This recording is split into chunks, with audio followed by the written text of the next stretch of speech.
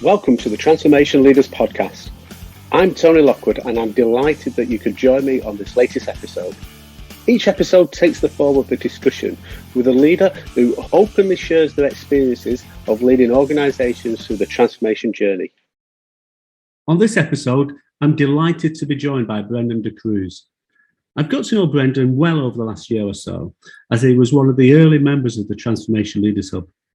His background is fascinating, and he has a different approach to most people that we've had on the show previously that stems from his academic background. During the episode, he will explain how he utilises the experience gained in academia and corporate life to make a difference in local communities and within the non-for-profit sectors. I'm sure you'll enjoy our discussion. Hi, Brendan. Delighted to have that you've agreed to join me today. Welcome to the Transformation Leaders Podcast. It's great to have you here. Hi, Tony. Thank you for having me. Brilliant. We always start by asking you to introduce yourself. So a little bit about your background, so the listeners know what you've been involved in, but also provide the context, should I say, on how you got into the world of change and transformation in the first place. Thank you, Tony. My career to date, I'm Brendan de Cruz. I'd like to think of myself as a pracademic. After university, I spent a year in Ukraine working on a British Council project, and that kind of got me involved with working with universities and maybe kind of shaped my interest in academia. I then spent 18 or so years in academia, working for 4 or more universities, if you count mergers and things like that. Yeah. So I worked my way from lecturer, senior lecturer, principal lecturer to head of department.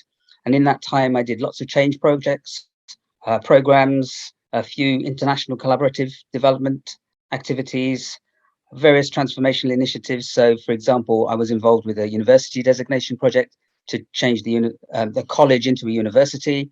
I've been involved with various funding stream activities, various ways in which people changed the technology and digital. For example, e-learning came along.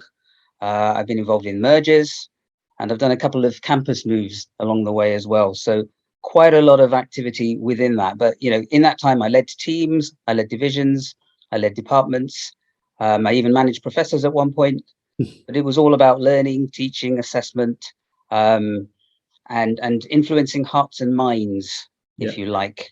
But the culture of that world was very much about academic freedom. There weren't very many transformation leaders, as we would think of them. Lots of people had to be brought in from outside. And so I then got involved with professional body work. So that was the next chapter of my life after a little stint as daddy daycare. And I worked with the Association for Project Management, who were going through their own transformation at that time. And I was the lead verifier for the registered project professional, which is now chartered project professional. So I was involved in competence assessment, developing standards, enhancing professionalism. I had a role in the Education Network Advisory Group, which was shaping the way in which universities and academia worked with professional bodies. And APM now have dedicated staff working in these areas. And I also was the person who helped initiate the project professional qualification. So, I've always been involved with work to do with qualifications, designations, certifications.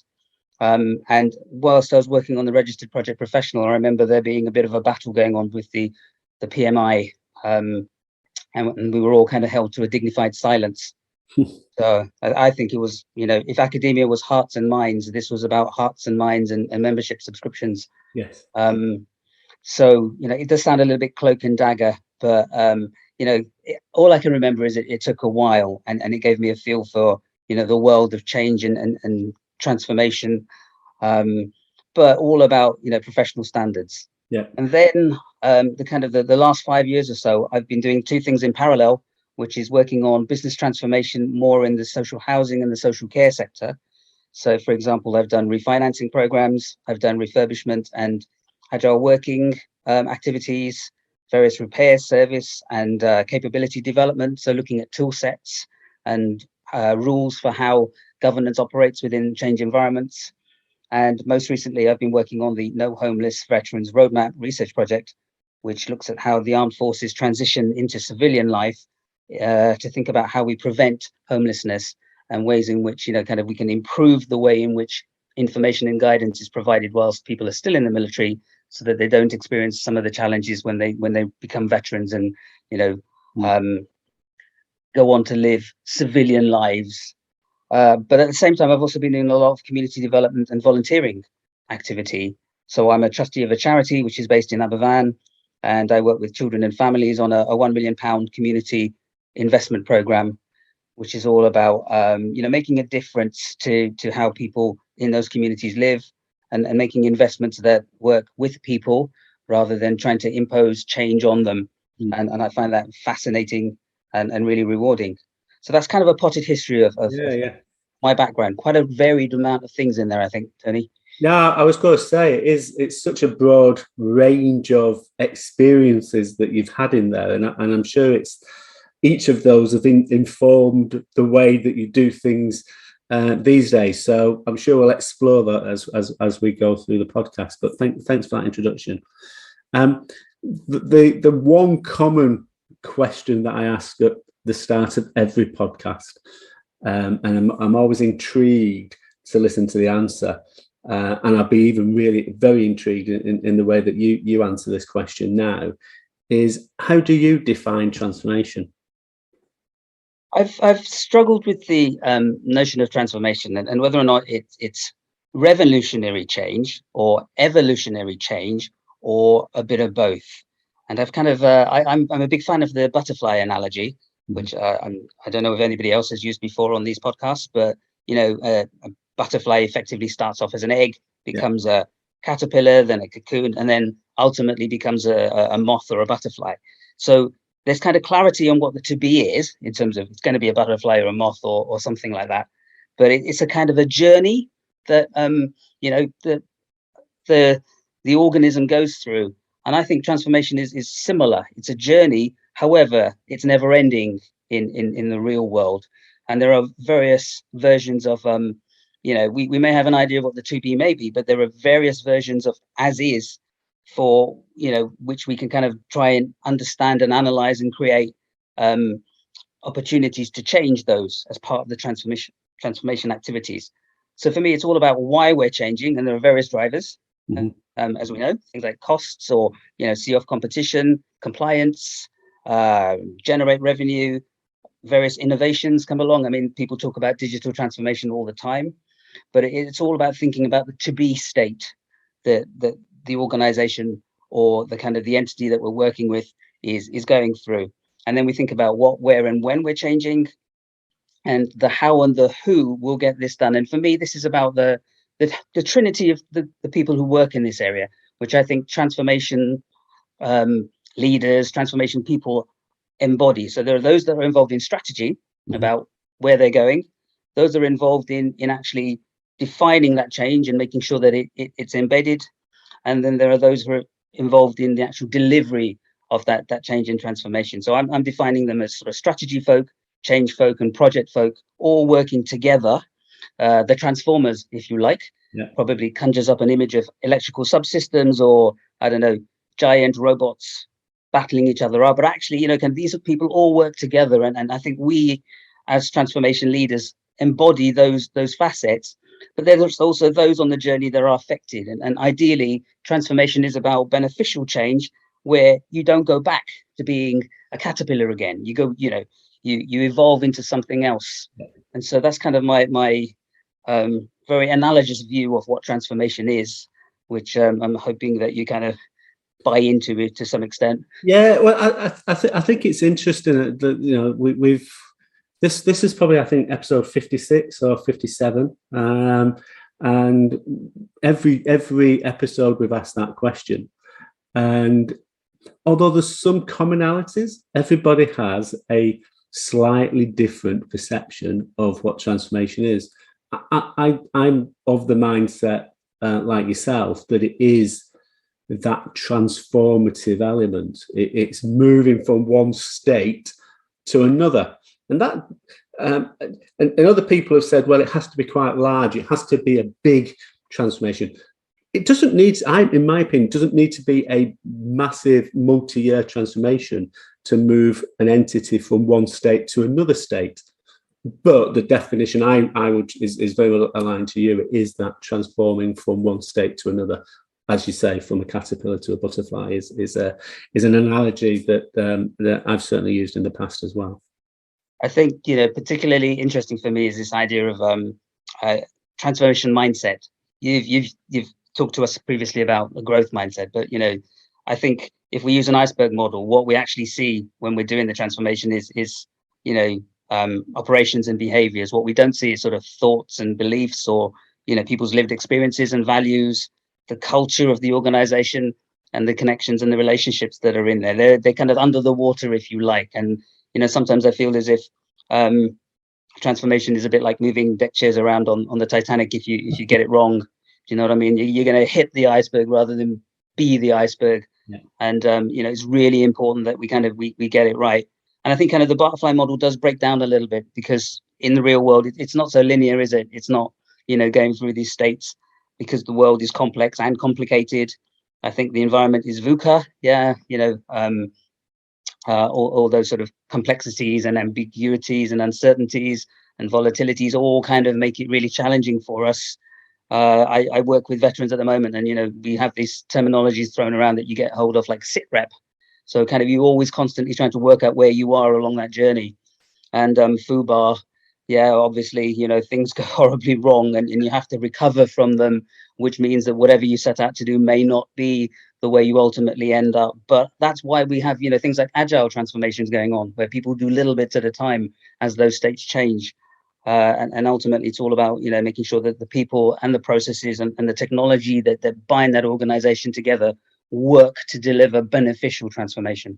Yeah, but I think that one of the commonalities of everything that you just said there and all the different approaches is about being very clear about what the outcome that you're driving towards is, and be very clear about where you're moving towards, that North Star. And then the route that you can take, everybody knows, you put a plan on paper, and a few minutes later, something will happen that means it's not how it will work in the nth degree. So you've got to be agile. You've got to adapt to the scenarios that you're working with. But you do need to have that North Star, I think, that you're driving towards. Just coming back to something you mentioned there, and this iceberg model that you sort of dropped in. Let's just explore that a little bit. The things that are above the water, what do you typically see within the organizations that you're working with? I think when you start a transformation, obviously you do some sort of, starting analysis to try and work out where the organization is, the as-is state, if you like. And often, what you can get hold of depends on the amount of information that you can glean from the organization you're working with. But, previous work that's gone on, the ideas of the C-suite, the people that are involved in kind of shaping the transformation, which may not necessarily be the reality of what you're dealing with. And I'm an academic, as I said at the beginning, kind of research is important to me, and getting to the crux of what makes things tick, doing things properly and rigorously is something that I've been, ingrained with as part of my academic life. So, what I want to see is what's under the water. Yeah. All those things that actually make that organization tick, and the things that will make that transformation sustainable once we get there. So, I think that early stage of transformation is so important. Back to the butterfly, whilst you're an egg, that's where you can really make some significant change in terms of working out what kind of butterfly or moth you're going to end up. Yeah. Because otherwise, you're not going to have the success that you want. But okay then, so let's look at the stuff that, as you say, getting into the detail of the stuff that typically is under the water, and by definition, some people will ignore, or some people will try to avoid getting into the detail. In your experiences, what are the key learnings from some of the projects and programs that you've been responsible for and been involved in, that by digging deeper and understanding things at a much more a much more comprehensive level has helped you to, as you say, make that transition from the egg to the butterfly much more effectively, much more successful? I guess that kind of, if I had some guiding principles for success, and based on my experiences, I'd say that the change is done with people, not to or for them. Yeah. So I work in an environment now where people use things like co-production, really trying to get engagement, involvement in terms of deciding what direction changes are. You may have a kind of a grand idea, but you need to be making sure that it's viable and that will actually work. So not the kind of the illusion of consultation, which I've seen sadly in some of the organizations that I've worked with, but what good actually looks like comes from the people who will have to deliver on it, will have to live it and breathe it from an operations perspective. So kind of for me, it's making sure that you capture that voice of all the stakeholders in the transformation, and not necessarily just those who are driving it. Secondly, I think kind of transformation is supposed to be progressive and sustainable. So, as I said, you don't want the butterfly to go back to being a caterpillar. So at some point you need to know the kind of the real drivers behind some of the motivations of the people who are leading the organization and what good looks like to them, but also get the organization itself to buy into that change. Yeah. So values, relationships, a lot of effort needs to go into kind of sustaining that change over a longer period of time. And thirdly, maybe the idea that if beauty is in the eye of the beholder, then success is in the eye of the stakeholder. And in the way that evolution sort of shapes butterflies and moths and what they ultimately look like, I think kind of stakeholders shape transformations in a way that determines success and failure, and capturing that in a way that isn't, lip surface or ticking boxes is really, really important to really understand what's happening below that waterline, if you like. Which hopefully will make that transformation sustainable and deliver what it is you wanted to do when you set out. So how do you do that? How do you get those stakeholders really bought into that sort of that state of transformation, that state of change, and really help to shape that, when often they've got a day job to do as well? That can be very pressurized and etc. We know all the excuses that come up. So what type of things do you do to get those stakeholders fully engaged? That's clearly a challenge, and getting people's diaries and things aligned, and running consultation groups. We live in a world of meetings all the time, but the basic principle is to look beyond what we can see or what we're told is the as is, and to actually challenge that, to be inquisitive and curious, and to try and understand more by various methods. There are surveys, there are focus groups, there are one-to-one meetings that you can hold, and there's no substitute for actually getting into the organization and spending time and actually learning how things work and seeing it, observing it, rather than just taking, what you've been told as assumptions. And I think kind of, as I've said, I'm an academic. Evidence-informed research tools are really, really important here in terms of being able to do things rigorously, properly. If you're going to have to do samples, make sure you've got the right samples. Yeah, if you're going to have to do observations, make sure they're representative and that they're, people from various organizational roles are involved in them. And I think kind of the idea of continuous improvement is here, in that we're constantly learning, we're constantly adjusting, adapting, optimizing our approach. And, we may not have the same perspective whilst we're along the journey as we did at the start. So being able to refine and to change what we're thinking as we learn more is really, really important here, as well as the idea of sort of striving for excellence. I'm one of those people who doesn't believe in best practice. There's only better practice. Yeah. And that kind of, you take these ideas from outside and you have those conversations, but there is always something out there that might change very rapidly, given the volatility and the uncertainty in the world we live in. And being able to have an open mind, to be able to kind of have that conversation with people and say, well, actually, maybe that's now not a great idea, but it was maybe 5 minutes ago, that kind of thing. And I think kind of just the behavior that we have in terms of sort of modeling what it is we're trying to do. So influencing, motivating, inspiring is the things that we can do in the organization to kind of lead that change, lead that transformation, and show them the kind of the better view of what things could be and how it will benefit them. And in the same way that we need to be, resilient, and we need to be kind of rigorous and make sure that we're doing the right stuff, So, for example, initiatives like EDI, equality, diversity, and inclusivity is very, very important in terms of making sure that those drivers are part of the transformation. Sustainability and ESG, we want sustainable, not just in terms of what the transformation continues to be, but also in terms of the planet and the climate and change and the environment that we work in. I work with a group called Responsible Project Management, which is how we deliver it in a way that actually thinks about those drivers. And having spent some time in professional bodies, professionalism is really, really important to me. And I think if we're going to do it, we do it properly. We don't cut corners, and we try and make sure that ethical perspectives are brought into the fore, so that whatever we are doing, that we are we're doing it properly. We're doing the right sort of transformation. Yeah.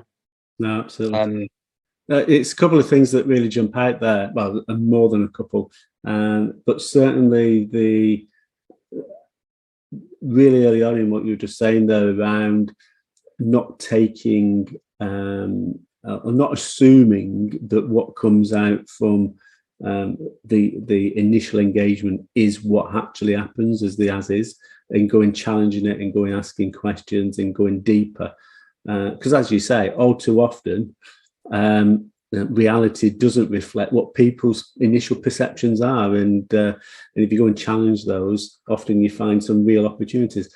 But the one that I'm definitely going to steal from you is the best practice, better practice, because everyone talks about best practice, don't they? And you're absolutely right. It might have been best practice when it was implemented in another organization, but that doesn't necessarily mean that it's going to be a cut and paste job into your organization, and you should always look to improve upon it. So I think you'll be hearing lots more about better practice rather than best practice coming out of TLH moving forward. So you're welcome for that. No worries. So you've touched on it a few times now. Your thoughts on sort of transformation go much wider than just an organizational perspective. You've been involved in, as you say, societal change, or societal. I can't even say it. Change and transformation within society. You get involved in lots of volunteering and non-for-profits. So it'd just be useful to share some more about that and around the things that you get involved in, and what you want to get involved in moving forward. That where does that real passion come from, I suppose? I want to make a difference. I think that kind of is a real driver for me, and I'm quite lucky in that I can do things in a way that allows me to have paid work alongside volunteering, and I do believe that transformation leaders should be more involved in volunteering activities. Yes, we want day rates and fees and things like that, but there's also a huge number of skills and competencies that we have that we can give to third sector organization who desperately need them, because there are clearly deficits in terms of being able to do some of these things. And so for me, it was a no-brainer really to get involved initially with the charity that I now work with. But for me, if we come back to the idea of five ways for well-being, one of them is to do voluntary activity and to give of ourselves to others. And I found that tremendously rewarding, and would really recommend that to others who are not doing this. I believe you're involved in this kind of activity as well, but you can tell me whether or not you feel as if you're getting a sense of achievement, and that you're helping people ultimately because of the skills, the things that you can offer the organization, albeit they're not paying you for it. But that's not everything you do. There are things that do give you financial remuneration that's appropriate, and the key driver here is time, and I've basically revised the way in which I work to create that time to be able to do that. But kind of from a societal perspective, looking broader, maybe perhaps it was my experiences in Ukraine that shaped the way in which I think about how I can operate and how I can make a difference, both in my working life and in my kind of my non-working life, which is how I class volunteering, even though I am effectively working for free. Yeah. I don't know if you ever thought on this. It's interesting, isn't it? We have a number of shared passions, social housing, and that certainly the drive to I find it amazing that in today's world how rich the UK is, and globally how rich we are in comparison to previous years, that actually the level of homelessness is going through the roof again. And it was hidden a little bit. It never went away, but it was hidden in COVID because lots and lots of shelters were opened up. People were taken off the streets. But the back there now, the problem hasn't got resolved. It was a plaster that was applied for a short period of time. So yeah, absolutely share passion in that. But I think, to answer your question, what I've found when I've got involved with third sector charities or non-for-profits is that you actually get so much more back. So yeah, I can take my skill sets and experience and help in certain ways, but I've been learning so much from the people in those organizations because they've got different experiences that I've not had, and you can learn so much. So you get a much broader perspective on challenges, on things that you've got to do, different approaches to change mindsets, drive things forward, etc., that you can take back and put into the corporate world. So I think, yes, you are giving time and experience, but actually you might not be getting paid for it, but you get so much more value out of it as well in different ways. Is that your experience as well? Definitely. It's tremendously rewarding, but I'm sure I've taken ideas that I've learned from my charity work and used them in my kind of a day job. Particularly kind of maybe because I do work in sort of a more people-focused social community environment at the moment in social housing, that gives me that kind of empathy, because I can relate to some of the people that I work with in terms of the regeneration and community projects that I'm working on. So absolutely, it's a two-way street, isn't it? Yeah, absolutely. So across everything that you've done, whether that was as you say, within the non-for-profits, in charities, in your volunteering, as well as the education and the corporate life, you will have been involved, and certainly in the early days, you will have been involved in some really quite stressful situations, maybe stressful for yourself, certainly stressful for the people that are going through that sort of transformation and change. What sort of things do you do to manage your stress? Some ideas that have helped you that maybe could potentially help other people. I think for me, I take time out. I've tried to create, if you like, a well-being day, and I know people are now beginning to talk about 4-day working week and things like work-life balance becoming more and more important. But I proactively try and make sure that I have that time where I can be mindful. I particularly enjoy woodland well-being, walking around with I love trees. What can I say? I really like that kind of environment. And for me, it's that time to kind of think and reflect, and to not have that high pressure environment that we do during the day job. And I'm constantly learning. I think kind of for me, I'm one of these sponges that likes to absorb new things, learn new things, and engage with other people. I like to network, and we're constantly evolving as people. I'd like to be a better butterfly. So it's about how I can enhance that, and sometimes it's work related, sometimes it's not, but it's making sure that time is built in. You can't be too busy to find the time to make yourself less stressed. So kind of anything that contributes to that. And the 5 ways to well-being is something that I've become more familiar with whilst I've been working in the social sector, is really, really important. And I think more of us can kind of learn from that and be fit, healthy, active, but making sure that we balance our time in a way that allows us to be well-rounded professionals. I don't know if that's kind of answered your question, but for me it's really important. Yeah, no, absolutely. And I think, again, we don't necessarily ask the question in every episode, but quite frequently. And again, the variation that comes back is really insightful for lots of people. But the commonality of it, I suppose, the common theme is that ability to step back and give yourself some time to get off that hamster wheel and just give yourself a little bit of time. And how you do that, and how people do that, some people go cycling, some people go walking, some people listen to podcasts, listen to music. But the common thing is just build some time into your day that you can decompress almost. And you know, one of the, I can't remember who it was now, but you know, about 4 or 5 years ago, I was having a chat with someone, and they were saying, just block out a slot in your diary every day and really hold it firm. That you've almost said, I'm going to decompress, or I'm going to take some time out at this time every day. And since doing that, I found that there's much more balance in your life, and really simple tool, but really highly effective. So yeah, it absolutely answered my question. In